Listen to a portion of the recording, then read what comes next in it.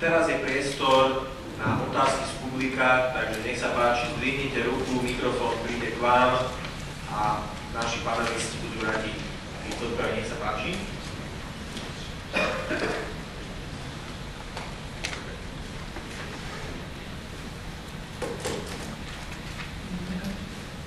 Chcel by som sa spýtať našich hostí. Zaujímavá má postavenie odbornej verejnosti voči politikom v Čile aj pána Kalinga by som sa chcel spýtať, aké je postavenie odbornej verejnosti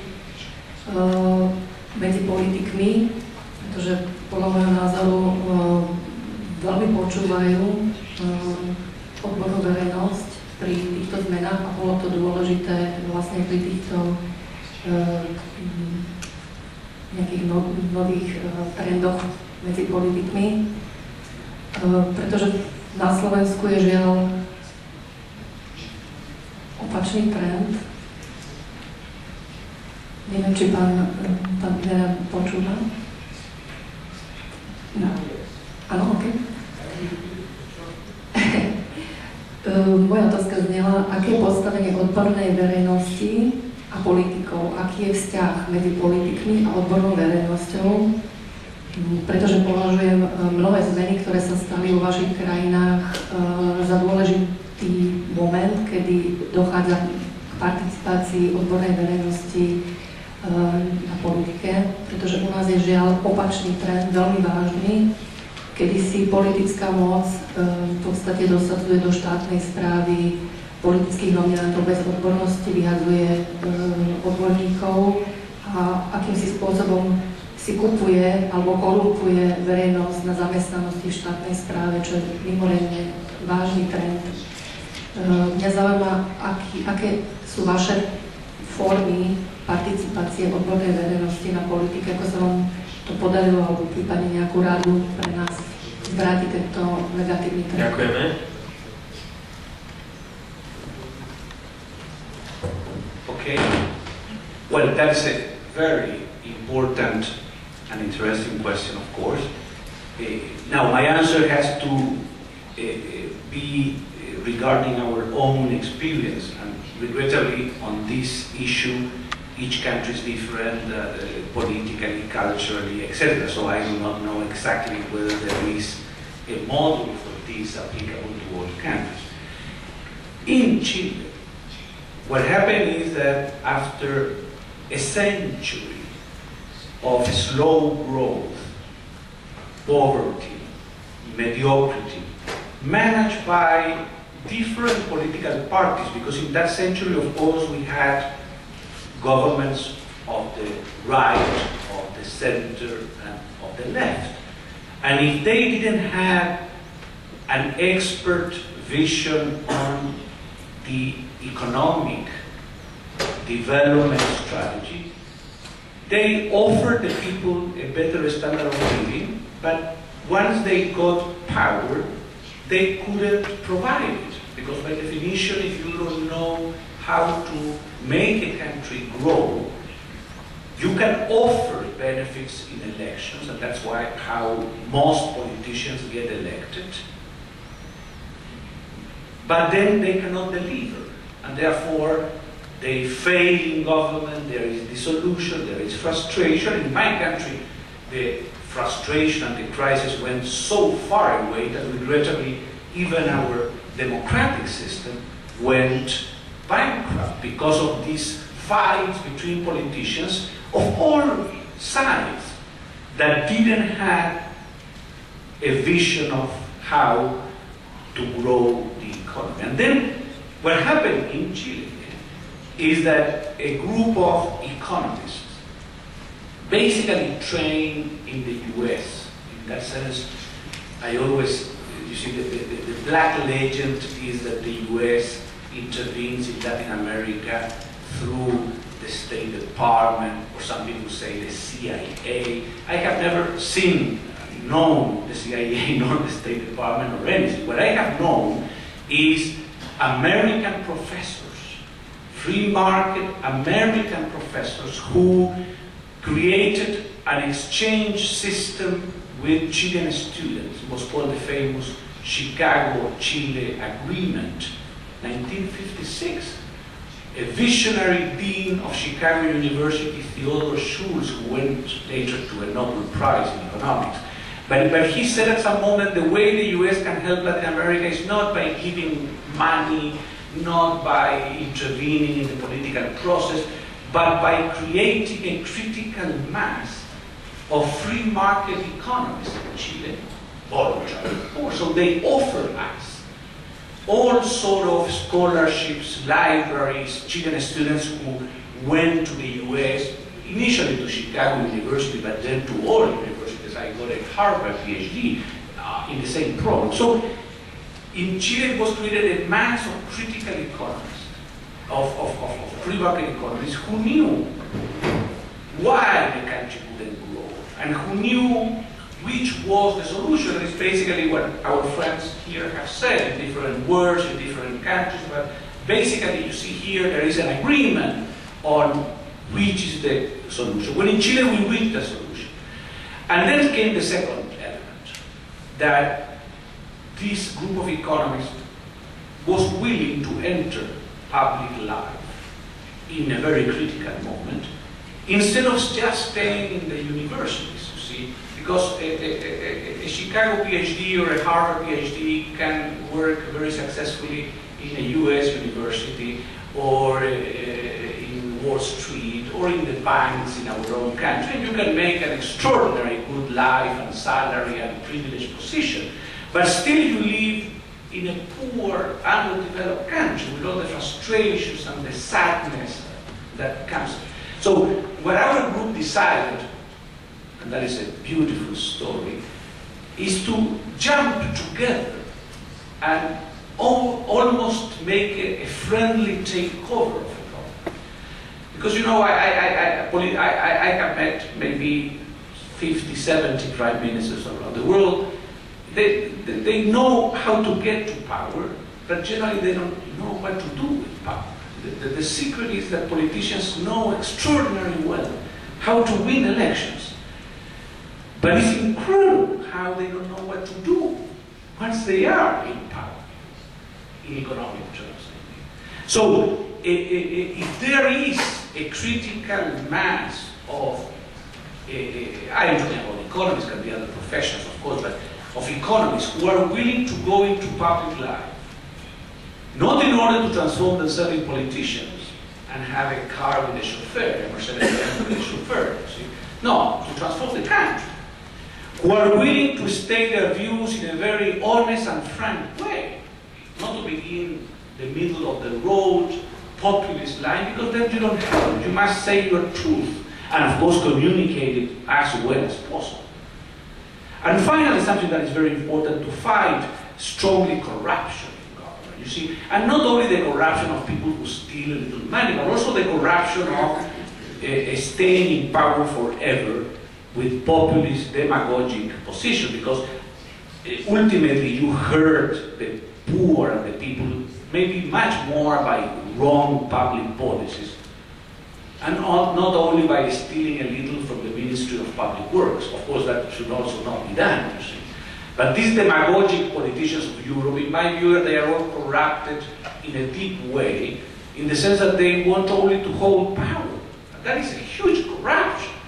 Maybe they don't steal little money, but they steal the future of the country by promising and promising things. You see, Monsieur François Hollande in France, you see, he get elected with an incredibly socialist platform. I was in France, I love France culturally, and I love the wines and the cities, of course, but not the economic policies. And I follow very closely François Hollande's campaign. Pure demagogy. So this was supposedly a normal man, a nice man, because he had this little smile.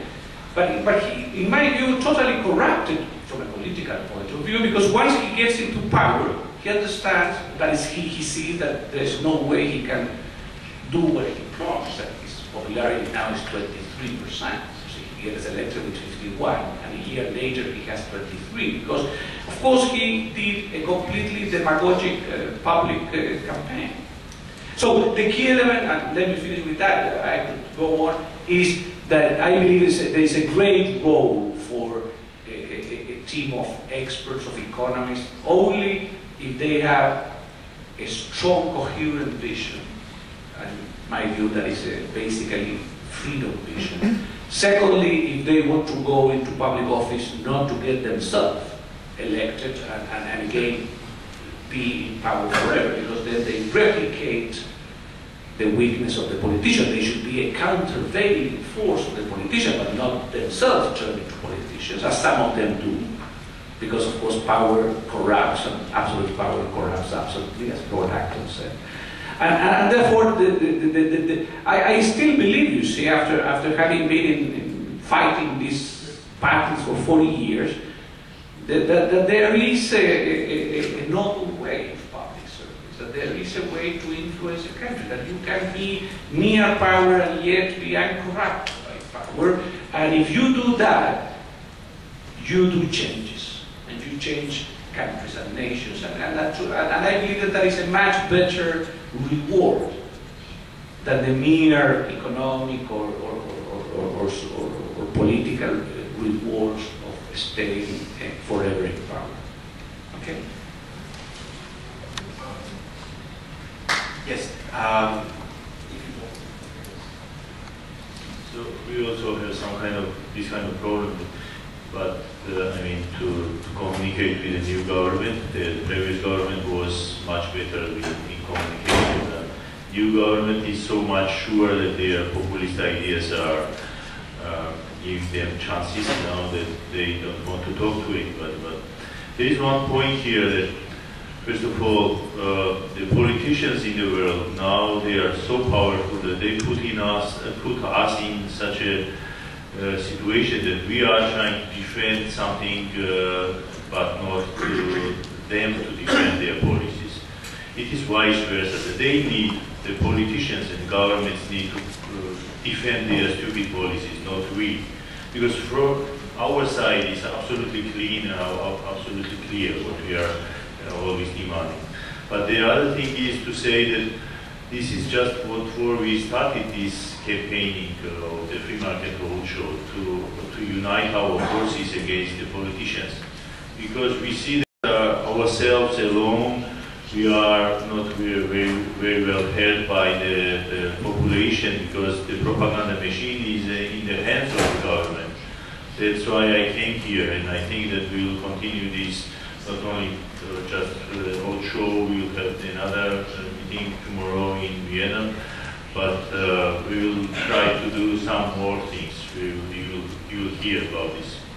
But this is still the problem of communication with governments. They are in the position that they don't care about the local experts, but local people also, because they are now tied with the central authorities in Brussels and with the IMF, with the World Bank, with lots of other big guys. And what's the outcome of these kind of things? That they don't care about local experts, of course, because what they need to do is to account to those guys in Brussels and in Washington, not to the local people.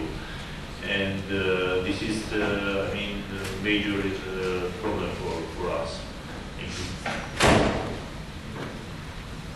Thanks a lot. Very good question. From my side, very shortly. I was 6 years working in Brussels for a business organization, and when I came back, basically the idea in Brussels is to have equality of treatment between EU citizens and EU member states. I came back then to Austria, and the guys there told me, you want to be now in the Austrian political system, thank you very much, but our idea is to defend the Austrians against everybody else. And this is very much, I think, the thing which is relevant. Yeah? You have to find allies in Brussels for everything you do in the civil society here, because you will find out many, many things which the government is doing here is contravening EU law. And they don't know it, maybe they just do what they want, because that's what the national governments tend to do, and they think they have all the power. But EU member states are, and all the governments, they have now a higher authority to attend to. They have to fulfill anti-free market ally has to also be a strong believer and also have strong knowledge of EU competition law, of EU anti-subsidy law, of any kind of EU regulations, because many of them in the internal market are very much powerful force against this kind of corruptive machinery which governments build up. That's the first and very important thing. Find your address in Brussels, be very strong on EU law. That's a powerful force which is above the government. The second one, I already mentioned, work with your neighboring countries, with experts there, and bring this force of competition to the trade. I know it for myself. My message in Austria is not valid. If Professor Venera comes, it's a very powerful message. And if you come and tell the flat tax, I was present at many moments when Mr. Churinda and Mr. Ivan Miklos, really great leaders of your country, they were going to Mr. Schüssel at many occasions and say, we do the flat tax, you should do it as well, we are very successful, see what we can do. So the thing is, now watch the Hungarian thing, invite Hungarian leaders, and be sure that Hungarian free market and economic things are really very well represented in the media, and make the guys simply jealous, and make them a little bit feeling under pressure. That's the only way, because you will not change this kind of corruptive mechanism of jobs, money, tenders, and kind of mechanism here inside the Soviet Republic. But when you say, guys, this was happening here, this was successful there, then it's the power of competition, which is the only force which makes politicians win. Ďakujem.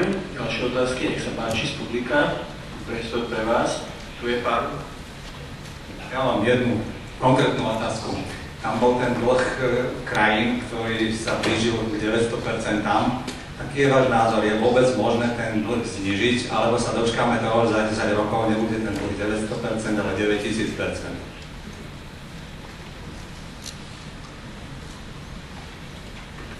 Well, you are mentioning Greece, of course. Now, on these things there are not unique answers, you see. Even within a free market economic vision, in short-term macroeconomics, there are alternatives to get out from a crisis. So that's the first point. You see, there is not one free market answer to a crisis in the short term. Now, in the case of Greece specifically, it looks very difficult, in my view, to pay such a debt. And therefore, if you were to answer me my opinion, not what I would like, but my opinion of what will happen ultimately is that Greece will continue to default on that debt one way or another. Now, it has already done, you see, the foreign debt of Greece through a mechanism pushed by the European Union has been decreased. So there are some creditors of Greece that have already taken a loss. But eventually, I believe it's extremely difficult for a country like Greece to pay such a debt. And therefore, a default may be inevitable to some extent. Now, there are two types of defaults. One is to default on the sovereign debt, on the foreign debt. And that has been done in history many times. It creates enormous problems. But at the same time, I am always amazed by how some banks in the world, and specifically in Europe, lend so much money to the Greek government, you see. So there has been irresponsibility here, both on the part of the Greek government, spending like drunken sailors in the last 20 years, but also an enormous responsibility, in my view, of bankers in Germany, in France, who lend money to such a government, because this is not banking lending to a project of the private sector well studied. They lend to governments to finance budget deficits. So I think there is nothing wrong in market economics that if you lend badly, you get a loss. I am amazed that so many governments of Western Europe have been willing to subsidize the owners and the creditors of the banks, therefore accumulating public debt. I would have been much more, and it's a case by case, I would have been much more for allowing some governments or some entities to go bankrupt, and the owners and the creditors to get a loss. See, that's the way people learn not to lend money to irresponsible people. But instead of that, and that is a very non-free market position, most governments have bailed out the banks, and therefore have given arguments to people who criticize the free market economic system, saying, look how the free market economic system has bailed out the banks, when bailing out the banks is not a free market economic policy, you see. For example, in Ireland, they did that, and in many other countries. So a time will come, you see, where I believe that the banks that have lent irresponsibly should have a loss, not because an authority says so, but because they have lent badly and therefore the market penalizes them. But there is also the second type of default that Greece is doing, and it's the default of the so-called internal debt with the worker, you see. That true debt incorporate a given level of pensions, of health, and so on. Therefore, each time a country changes the pension conditions of the people, for example, increasing the retirement age, you are defaulting on the people, because the Bismarckian pay-as-you-go system, the essence is that of what is called a defined benefit system, where the politicians promise the people a given benefit, as if they were gods. And for time they could do that. But now the time has come where governments cannot pay the promised benefits, and therefore each time you open a newspaper in Spain, for example, the government is decreasing pensions or extending the retirement age. Basically that is defaulting partially on the debt to the workers, because they had promised the workers to see benefits again that they cannot pay. So basically, Greece and Spain are gradually, slowly defaulting on both debts. Now, what is the exact combination, how it should be done? It's go country by country. But the main, you see, conclusion of all this drama is that you should not allow budget deficits. You see, this whole even Maastricht thing about 3% a year. Well, you have 3% deficit a year. After 10 years, you have a huge debt. You know that France has not balanced its budget in the last 30 years. The economists point this every week. France has not balanced its budget in 30 years. So, you see, what a common sense mother in Slovakia does, balancing the budget every month or every year. The French authorities, you see, the Fifth Republic of France, doesn't balance the budget for 30 years. That is, they spend more money than they get. You see, it's by common sense that leads to a disaster. And I believe that France is in much worse terms than most people believe. You see, I believe that France will have a recession for many years, will have high unemployment, will have budget deficits, until the people and the government understand that arithmetic is arithmetic. You see, you should not spend more than what you receive. A very simple norm that not even Brussels understand well when they allow for budget deficits for 30 years. So fiscal responsibility is part ultimately of individual responsibility. Countries that go on spending more than they make, sooner or later will have a huge crisis, and I believe that the huge crisis is not still here. I believe the years that come will be even worse than now. You see, just because the president of the central bank, Mr. Draghi, has said that he will put money into the markets, the rate of interest has gone down a little, but the essential flaws of the European welfare system are there.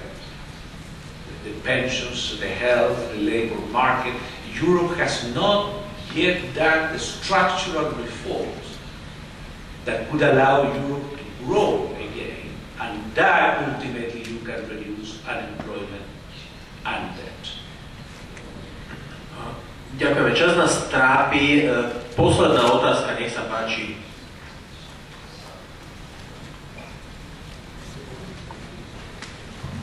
It's not so much a question, just an additional comment. So one of the problems with the European Union is that it is by nature, by design, a bailout union. So there is no institution which can underwrite debtors, creditors agreements. There is no institution like IMF to do so. And the experience with all these failing countries is very much different from the experience we had in Eastern Europe with the default of Bulgaria and Poland at the beginning of the 90s, which basically led to a situation in which both Bulgaria, Poland, not only us, all the new member states are relatively better positioned because of the experience they had, with defaulting. So there is no institution to default. There is no procedure to default. And that's why the violation of the rule of law, bailing out banks and that sort of stuff, by ECB operations. So this is a design problem, which basically resembles the European Union at the moment, resembles very much the Council of Mutual Economic Assistance we had in Eastern Europe, managed by the Soviet Union. But Germany is not the Soviet Union. Germany cannot manage the transfer union of the European Union. Okay, anyone who wants to answer? No, you're totally right from a design point, you see, but those rules can be changed and can be improved. The mistakes of the past are already there and are translated into that huge size of debt and huge unemployment. That is, unemployment and debt in Europe is the ultimate consequence of a failed model, economic and social, for 40 years. That's a fixed cost that is already there. That does not prevent a radical change of economic strategy that may gradually eliminate both the unemployment and the debt.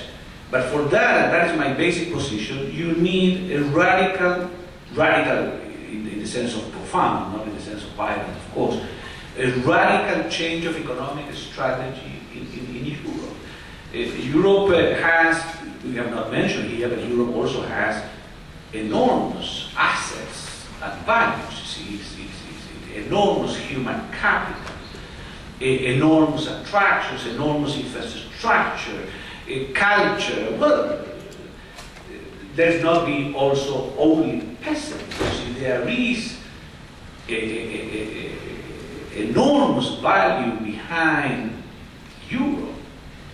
What is wrong is the economic and social strategy. It's not that Europe is wrong at the core. There is something corrupted at the core of Europe. Of course not. It's an extraordinary, successful continent. And specifically, in the last 50 years, there has been one enormous value, never mentioned, but I believe it should be mentioned, that is peace. You see, after all, Europe has had horrible wars forever, and a war is something so destructive and so horrible. You see, and today nobody thinks of a war in the main countries of Europe, and that is an enormous achievement, not only for the well-being of the people, but also for property rights, for juridical stability, and so on. So, honestly, I believe that it's because I have a lot of European friends, and a lot of them, incidentally, are living in Europe.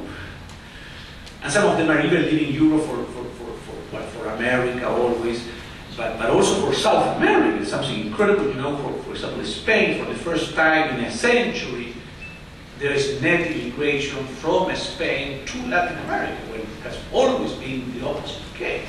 And those are people that have simply abandoned the possibility of a turnaround. I am not so pessimistic, in the sense that I believe there can be a huge turnaround if the people were to understand the problem and elect leaders who are willing to make the turnaround.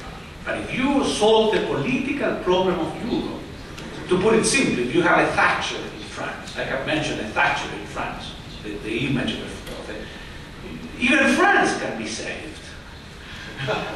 So, Because again, a Thatcher in France will turn around France. France has enormous strength. Among them, the French people. But they don't have the Thatcher in the horizon. You see, that is the drama. And the same with Italy. You see, Italy has enormous strength. You see, the north of Italy is a dream in terms of entrepreneurship, in terms of innovation, ingenuity. But they have the Italian politicians, you see, from the right and the left, equally terrible. This Mr. Berlusconi, you see, has been an unmitigated disaster for Italy. 3 times, 4 times Prime Minister, I don't know how many times, and spending, you see, an historic possibility of doing bunga bunga parties. I have a very good friend, maybe just an anecdote that is beautiful, but of course extremely private. I have a very good friend in Italy. He's a former Minister of Foreign Affairs, Antonio Martino. Some of you may know. He's part of the Montpellier Society. And he was Foreign Minister of Berlusconi. Berlusconi, even though he's a great economist, precisely because of that, Berlusconi never put him as finance minister, you see. He put him initially as Foreign Affairs and then Defense. In areas where you do not make it changing. But anyway, Martino is there and still close to Berlusconi. So 6 months ago, he called me and said, Berlusconi wants to come back. So he's having a meeting of 10 economists of the world. And he was, and I have suggested him, I don't know Mr. Berlusconi, but I have suggested to invite you. And of course, your little think tank may benefit enormously from the invitation if you accept it. And so on and so on. And the invitation is to his house in Milan, you see, the infamous house of the Bunga Bunga Park. So of course I said no. He invited a lot of other of Nobel Prizes, and probably there were some attractions to the invitation. I don't know them exactly, of course, but I refused to lend a small, of course, help to Mr. Berlusconi, because he has been already 3 times Prime Minister. He has done a disaster, so why do we want him again, even though he's now again there fighting? So I did an attempt, regrettably, the 10 economist meeting in Milan, that he used to criticize Germany in a very populist way, and so on and so on. So leaders, it's about leaders, it's about political leaders. That is a terrible thing in this continental European country. You see, the US had Ronald Reagan at a difficult time. The UK had Margaret Thatcher at a difficult time. Chile had the Chicago Boys at a difficult time. Georgia had Gia Jandir at a difficult time. So let's fight for the time when political leaders arrive in Europe at the right place. And what we can do as non-political is to be ready. You see, what I believe what we should do is to have the options in the table. We cannot appoint the President of France. But we can be ready at the moment an honest, visionary leader arrives in France or Italy or Spain, be ready to make a friendly takeover and change the future of the country. That is the role that we can do. And that's what we are doing. Thank you very much.